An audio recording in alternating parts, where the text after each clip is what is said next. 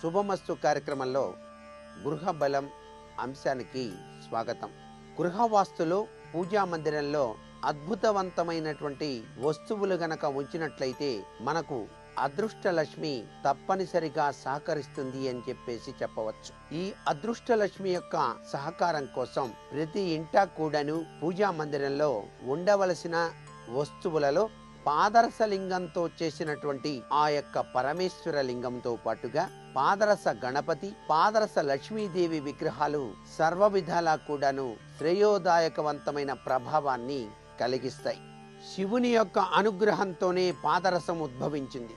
ఈ పాదరసంతో చేసినటువంటి గణపతి విగ్రహం కనుక ఇంట్లో ఉంచుకున్నట్లయితే తప్పనిసరిగా సిరి సంపదలు, కీర్తి ప్రతిష్టలు విరాజిల్లుతాయని చెప్పడంలో ఏమాత్రం సందేహం లేదు.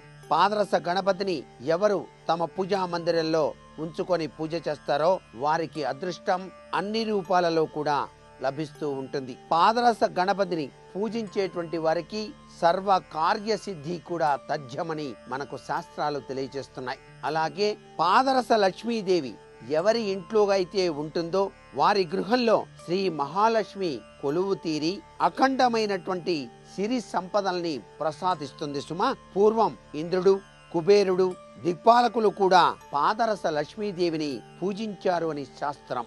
లక్ష్మీదేవి చంచల స్వభావురాలు కాబట్టి ఎక్కడా స్థిరంగా కూడా నిలవదు కాబట్టి ఆమె విశ్వవ్యాపిని కాబట్టి జగత్తులో ఆమె లేని చోటు అనేది లేదు కాబట్టి పాదరసంలాగా సర్వత్రా కూడా వ్యాపిస్తుంది కాబట్టి పాదరస లక్ష్మీదేవిని భక్తి శ్రద్ధలతో ఏ గృహంలో అయితే పూజ చేస్తారో వారికి సిరి సంపదలు అక్షయంగా అనుగ్రహించబడతాయి అని చెప్పేసి శాస్త్రవచనం.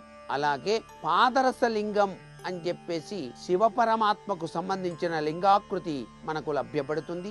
ఆ లింగాకృతిని గనక ఎవరైతే నిత్యం కూడాను ఈశ్వరోపాసనతో గనక ఏకాదశ ద్రవ్యాలతో గనక అభిషేకార్చన నిర్వహించి ఆ యొక్క అమృతతత్వాన్ని గనక స్వీకరిస్తారో వారికి అకుంఠితమైనటువంటి జ్ఞాన ప్రాప్తితో పాటుగా సర్వ సంపదల్ని కూడా ప్రసాదించేటువంటి అక్షయ తత్వం ఆ యొక్క పాదరస లింగ అభిషేకార్చన వలన సిద్ధిస్తుంది అని చెప్పేసి చెప్పడంలో ఏమాత్రం సందేహం లేదు. పాదరస పూసల్ని కూడాను చాలా మంది తమ మెడలో హారంగా ధరించేటువంటి సంప్రదాయం కూడా ఉంది. పాదరస లింగ పూసలతో గనక గురు పరంపరా తత్వంలో తాము సంపాదించినటువంటి మంత్రాన్ని గనక అనుష్ఠానం చేసినట్లయితే ద్విగుణీకృతమైనటువంటి సర్వశక్తి సంపన్నత లక్షణంతో విరాజిల్లటానికి ఆస్కారం ఉంది.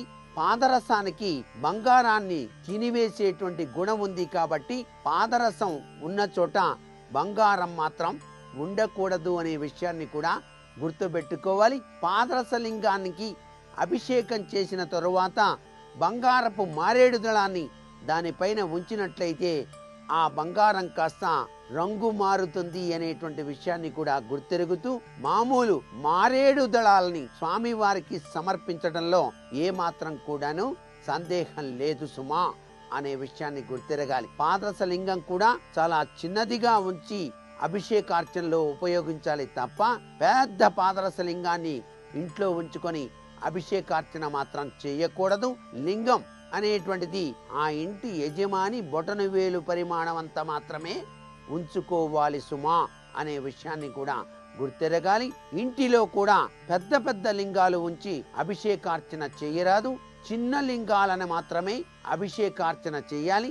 అనేక రకాలైనటువంటి లింగాలు మనకు లభ్యపడుతూ ఉంటాయి. పాదరస లింగము, స్ఫటిక లింగము, ఇలా రకరకాలైనటువంటి లింగాలు ఉన్నప్పటికీ పాదరస లింగం సర్వాభిష్టాన్ని మనకు ప్రసాదిస్తుంది. స్ఫటిక లింగం వలన కీర్తి ప్రతిష్టలు ఆరోగ్యం కూడాను మనకు ప్రసాదింప చేయబడతాయి అని చెప్పేసి కూడా శాస్త్రంలో చెప్పినటువంటి నిగూఢవంతమైనటువంటి రహస్యం.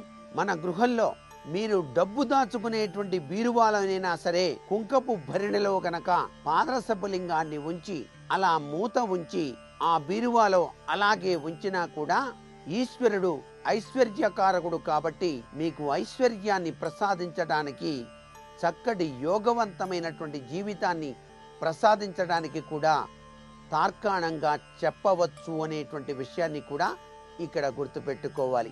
మీ పూజా మందిరంలో శ్వేతార్క గణపతి లేక పాదరస గణపతి లేక పాదరసంతో చేసిన లక్ష్మీదేవి యొక్క రూపు లేక పాదరస లింగం, ఇవన్నీ కూడాను అద్భుతవంతమైనటువంటి వస్తువులుగా మనం గ్రహిస్తూ, ఇటువంటి అద్భుత వస్తువులు ఏ ఇంట అయితే ఉంటాయో ఆ ఇంట అదృష్టం వరిస్తుంది అని చెప్పడంలో ఏమాత్రం సందేహం లేదు సుమా.